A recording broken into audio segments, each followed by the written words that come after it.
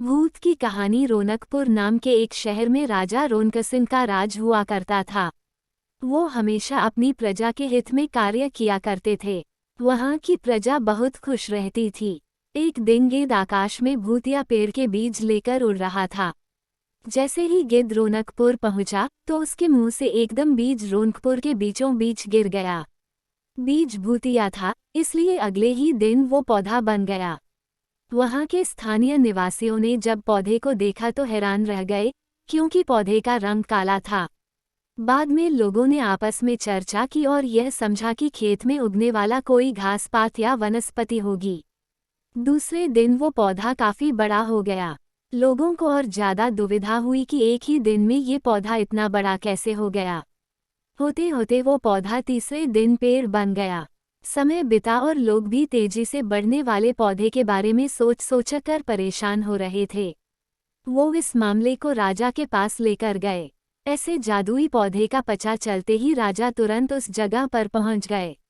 राजा को जैसे ही पता चला कि एक काले रंग का पौधा 3 दिन में पेड़ बना है, तो वो भी उस पेड़ को हैरानी से देखने लगे। राजा उस पेड़ के पास चौथे दिन पहुंचे थे और तब तक पेड़ और बड़ा हो चुका था। वो इतनी तेजी से फैला था कि किसी को यकीन ही नहीं हो रहा था। राजा समझ गए थे कि का रंग काला है, इसमें जरूर कुछ जादू टोना होगा। इसी सोच के साथ राजा ने घोषणा कर दी कि जो भी इस पेड़ को खत्म करेगा, उसे वो इनाम के तौर पर 1000 सोने के सिक्के देंगे। यही नहीं, राजा ने यहाँ तक कहा कि पेड़ को खत्म करने वाला व्यक्ति मेरी मृत्यु के बाद मेरी राजगद्दी पाने का हकदार भी बनेगा। इतनी बड़ी घोषणा सुनने के बाद हर कोई पेड़ खत्म करने के लिए अपना दिमाग लगाने लगा। राजा के सारे चतुर मंत्रियों ने भी तरकीब लगाई, लेकिन पेड़ को कोई भी नष्ट नहीं कर पाया। किसी ने पेड़ के आसपास आग लगवाई तो एक मंत्री ने उस भूतिया पेड़ को हाथियों तक से खींचवाया, लेकिन पेड़ को कुछ भी न हुआ। अब लोगों के मन में डर बैठ गया और उन्हें लगा कि पक्का यह ऐसा वैसा नहीं, बल्कि भूतिया पेड़ है।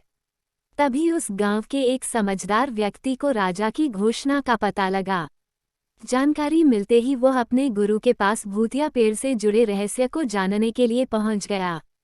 गुरु जी ने अपनी ध्यान की शक्ति को एकत्र करके देखा और उससे पूछा, क्या तुम पेड़ को खत्म करना चाहते हो? समझदार व्यक्ति ने जवाब दिया, हाँ गुरु जी। सब उससे परेशान हैं। गुरु जी ने बताया कि उसे खत्म करने का एक ही तरीका है। इसके लिए तुम्हें उस पेड़ के आसपास नमक डालना होगा। इस तरकीब के बारे में जानते ही वो व्यक्ति तेजी से राजा के पास गया और कहा कि इस पेड़ के आसपास आपको नमक डलवाना होगा। ऐसा करने पर ही यह पेड़ खत्म होगा। राजा ने अपने सैनिकों को ठीक ऐसा ही करने को कहा। सैनिकों ने मिलकर पेड़ के चारों ओर खूब सारा नमक डाल दिया। नमक डालने के एक दिन बाद ही पेड़ का आकार कुछ कम हुआ। होते होते 5वें दिन तक पेड़ एकदम छोटा हो गया। उसके बाद गलकर वो गायब ही हो गया। उस व्यक्ति की तरकीब काम कर गई और राजा ने खुश होकर उसे इनाम की 1000 सोने की मोहर पहले दी। उसके बाद एक पत्र दिया, जिसमें लिखा था कि वो राजा के मरने के बाद उनकी गद्दी को संभालेगा। वो समझदार व्यक्ति खुश होकर अपने घर चला गया।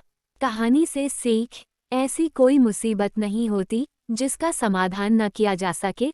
जरूरत है तो बस धैर्य और समझदारी की।